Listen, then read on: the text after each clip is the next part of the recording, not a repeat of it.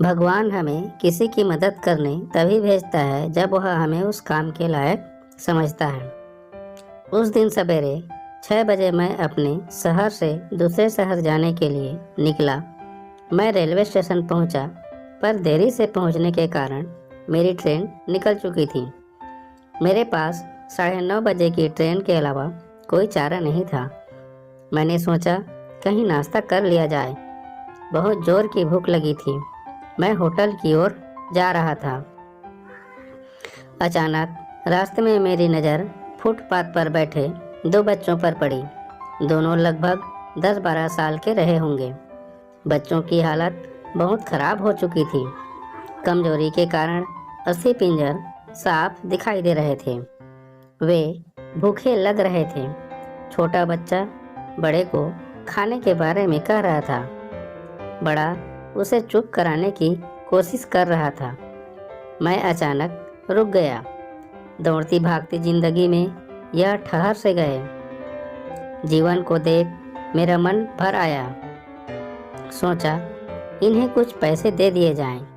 मैंने उन्हें 10 रुपये देकर आगे बढ़ गया। फिर तुरंत मेरे मन में एक विचार आया, कितना कंजूस हूँ मैं। 10 रुपये में क्या मिलेगा? चाय तक ढंग से न मिलेगी। स्वयं पर शर्म आई और फिर वापस लौटा। मैंने बच्चों से कहा, कुछ खाओगे? बच्चे थोड़े असमंजस में पड़े। मैंने कहा, बेटा मैं नाश्ता करने जा रहा हूँ, तुम भी कर लो। वे दोनों भूख के कारण तैयार हो गए। उनके कपड़े गंदे होने से होटल वाले ने उन्हें डांट दिया और भगाने लगा।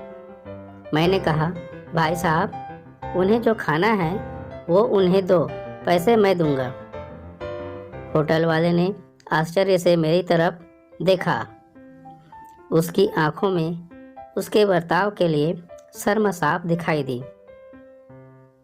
बच्चों ने नाश्ता, मिठाई व लस्सी मांगी। सेल्फ सर्विस के कारण मैं नाश्ता बच्चों को लेकर दिया। जब बच्चे खाने लगे, उनके चेहरे की खुशी कुछ निराली ही थी। मैंने बच्चों को कहा, बेटा अब जो तुमने पैसे दिए हैं उससे 1 रुपया का शैम्पू लेकर हैंड पंप के पास नहा लेना और फिर दोपहर शाम का खाना पास के मंदिर में चलने वाले लंगर में खा लेना। और मैं नाश्ते के पैसे देकर फिर अपनी दौड़ती दिनचर्या की ओर बढ़ गया। वहाँ आसपास के लोग बड़े सम्मान के साथ देख रहे थे। होटल वाले के शब्द अब आदर में परिवर्तित हो चुके थे। मैं स्टेशन की ओर निकला। थोड़ा मन भारी लग रहा था। मन थोड़ा उनके बारे में सोचकर दुखी हो रहा था। रास्ते में मंदिर आया। मैंने मंदिर की ओर देखा और कहा, हे भगवान आप कहाँ हो?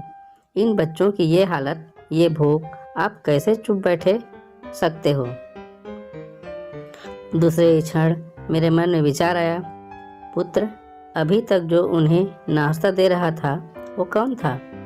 क्या तुम्हें लगता है तुमने वह सब अपनी सोच से किया?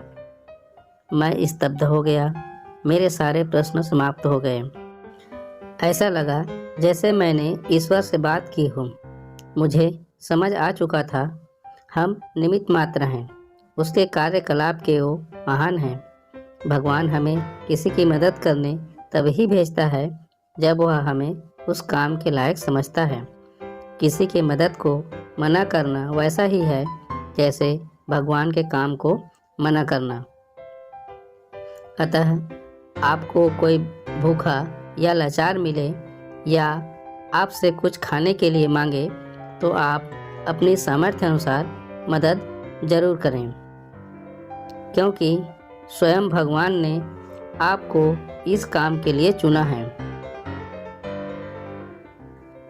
चलिए आज की सुहानी सुबह का शुभारंभ करें, कुछ इसी संकल्प के साथ कि भिक्षावृत्ति को बढ़ावा न दें, लेकिन अशक्त, लाचार और भूखे की मदद हम जरूर करें।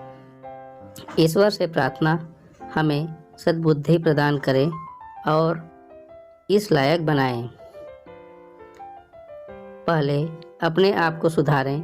आओ यारों, मिलजुल कर हम मानवता का रूप निखारें।